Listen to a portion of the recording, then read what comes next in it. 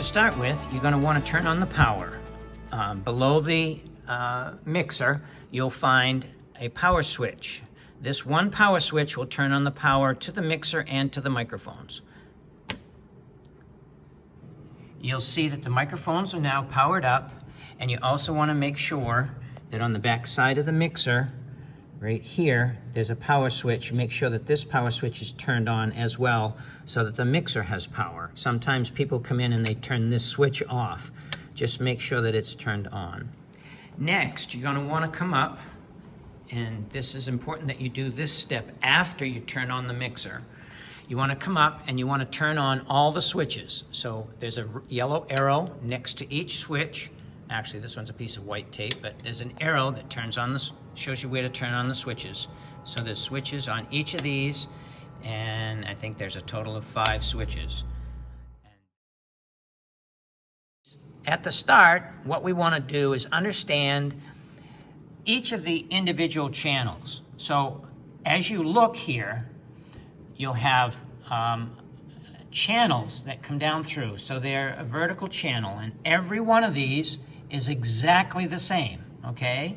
All the microphone inputs are all the same, and then there's some more instrument channel inputs, stereo input, stereo, and actually this is your computer plugged in stereo. Obviously, it comes down through and it's labeled computer. When you look at the board at the very top, this is where your sources are. So in this particular case, we have our instruments in the first 4 channels and 2 microphones in the next 2 channels. And then over here on these 2 inputs, we have the computer. So if you came in and one of these was disconnected, you're going to want to make sure you plug the right one in, because behind here are other connections that come from the stage in what we call a snake. So this is a bundle of wires that come from the stage, and there's a stage box, and that basically gets connections from the stage to here. It's called a snake. So the connection comes in from the stage. Well, in this particular case, the first channel is the keyboard. So the keyboard's plugged into this connection on the stage box, and it's connected in here with the XLR. You could also connect it in here with a 1/4-inch connector. Just to show you what that looks like, I can unplug this to show you. This is what we call a 1/4-inch connector, okay?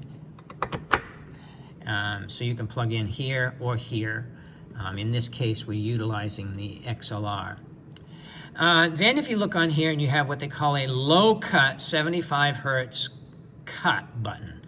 When you push that button, what that does is eliminates the low frequencies in that channel.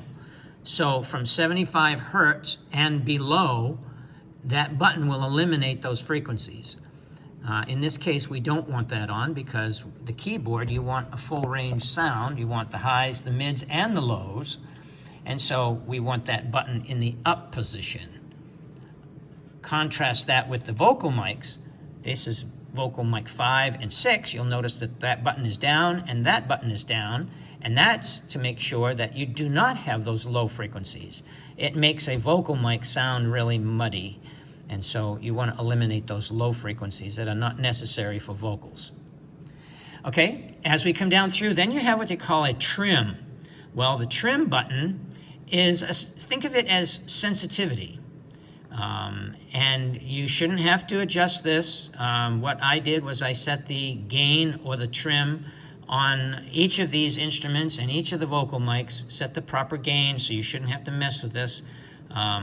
Although this is an analog board and somebody could come in and turn this knob one way or the other and mess you up. Hopefully that won't happen. As you come further down, then you have 2 rows of black or gray knobs. These are what we call auxiliary sends, auxiliary 1 and auxiliary 2. Auxiliary 1, every one of these across this top row, send signal through the snake to the stage. So, and what that does is auxiliary 1 is the monitor mixes, or the monitor mix on the stage. And so we have little powered speakers on the stage for our people to be able to hear themselves and to hear their partners' instruments and the vocal mics and those kinds of things. So this particular channel, this row, I should say, are instruments and vocal mics being sent to the stage monitors, the little powered speakers on the stage. So in this case, the keyboard is turned up in the monitor mix. The next row is an auxiliary send, which works the same as this row, but in this particular case, auxiliary 2 is being sent to the subwoofer. So in this case, the keyboard is being sent to the sub, the acoustic guitar, no, the bass guitar, definitely, the electric guitar, no, and the vocals, never. You don't want subwoofer in your vocal mics. And then over here on the computer, let me make sure I get the right one. On the computer, you might want a little bit of subwoofer as well on the computer channel, okay? So I turned that up to give you some subwoofer in the computer channel. Then you'll notice there's rows of blue knobs. All the blue knobs, just look at one. Just isolate the one for now, okay? This is high frequencies or treble. This is mid frequencies or mids, and this is low frequencies or bass. So treble, mids, and bass, highs, mids, and lows. And what that does is equalizes the sound. And so as your instruments are playing, you might adjust these to make it sound a little better. Now, if you turn these all the way one direction or the other, it's going to mess up your sound. It's not going to sound right. And in a vocal mic, it's critical that you're careful because in a vocal mic, you can get feedback. But in this particular case, the keyboard, it looks like, it's set somewhere around the middle on those. Looks like the low frequencies or the bass is turned up just a little bit. And you'll get sound even if these are turned all the way one way or the other. It just won't be as good as it could be if you equalize the sound. Then if you look at this is called a pan control. And what that does is it takes that individual channel, and if you were listening to it with headphones on and you panned it to the left, it would go into your left ear. Here, it would be in both ears, and here, it would be in your right ear. So you're panning that instrument or vocal mic either to the left or to the right or in the middle. And so you could actually set up a stereo mix where you have them slightly off center, and then you'd have your vocals in the middle if you wanted to do it that way. That way there, your instruments have a little bit more stereo sound to them. All right, again, disregard all of these channels. Just look at the one channel that I've got here.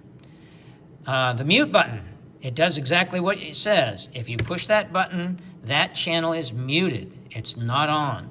I mean, it's on, it's just not coming through the system. So you have a mute button. And in a lot of cases, what you might do is during rehearsal, you'll set your levels for your instruments and your vocals, and then you'll mute them, okay? And then you just unmute, oops, that's muted. Then you just unmute them at the point where they're used. So if they're only going to use one mic, you might mute the one that they're not using and just control the one that they are using and keep it muted. What's the advantage of setting your levels and using the mute buttons? Well, you can set your level at rehearsal, mute it, and now when it's time for the performance, you can just unmute it. You don't have to guess where this level should be. You've set the level during recording, during rehearsal, and then you mute it, and that allows you to just, at the point where you go to the performance, you just unmute that channel. So all these channels are unmuted now. Then you have sliders, okay? This obviously is the level or the control, the volume of the channel. And it's similar to the trim. It will affect the overall volume, but the trim affects everything, not just the volume in the room. These affect the volume in the room. So when I say the volume in the room, I'm talking about the volume of the sound coming towards the audience. The auxiliary 1 is the monitor mixes, the little speakers on stage that are there for the talent to be able to hear themselves. Well, the trim will affect not only this, but it'll also affect this. It affects everything on the board downstream of the input. So the signal comes in here and it flows down through the channel. And this is the sensitivity adjustment at the top of the channel that affects everything downstream, okay? So if I turn this down, it's gonna affect my monitor mix, my subwoofer, my equalization. Probably won't affect the pan too much, and it'll affect the volume in the room. So when you're live mixing or mixing live sound, all you're doing is moving these to where they need to be, you know, and then when the band is done, you just mute their instruments. When they're not using the vocal mic, you mute it so that you can come back and say, okay, that was the level that I set during rehearsal. When they come up and they grab their mic, you wait for them to get their mic off the stand, and then you just quickly unmute it. You can do this, okay? But if you pull this to 0, then you have to remember where you put it or where you had it during rehearsal so that you have the proper level during performance. If you're trying to get sound from the computer into the audio mixer, you want to make sure, we don't want that. You want to make sure that you come up here, click on this icon in the top right corner, come down and click on this icon to open the sound menu. You want to make sure that the headphones is highlighted in blue. Anything else is highlighted in blue, you will not get sound properly to the mixer from the computer. So make sure that headphones is highlighted in order to get the sound to come through the headphone jack output.